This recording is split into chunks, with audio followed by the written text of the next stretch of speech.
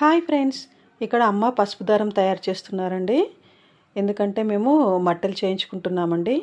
మట్టలు చేయించుకుంటే మట్టలు తీసే ముందైతే ఇలాగా మట్టలు ఉన్న వేలికి ఫస్ట్ పసుపు దారం కట్టుకుంటారండి. ఆ తర్వాతే మట్టలు తీస్తారు. ఇంకా అంకుల్ అయితే వచ్చారండి.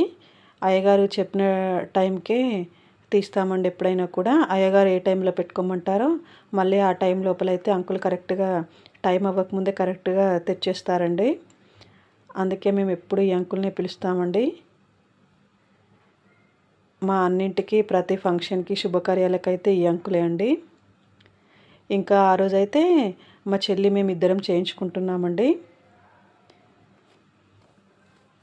ఈ మట్టలు చేయించుకుంటే మాత్రం ఖచ్చితంగా అయ్యగారికి ఫోన్ చేసి మంచి రోజు అడగాలండి. ఇంకా ఆ రోజైతే అమ్మ భక్షాలు చేశారు.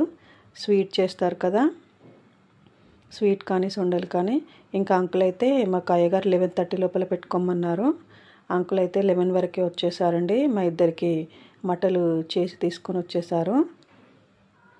ఇంకా మేమైతే ఇక్కడ మట్టలు పెట్టుకుంటున్నామండి. ఇంకా అంకుల్ అయితే ఇక్కడ లూజు టైట్ అలా ఉంటే సెట్ చేస్తున్నారు.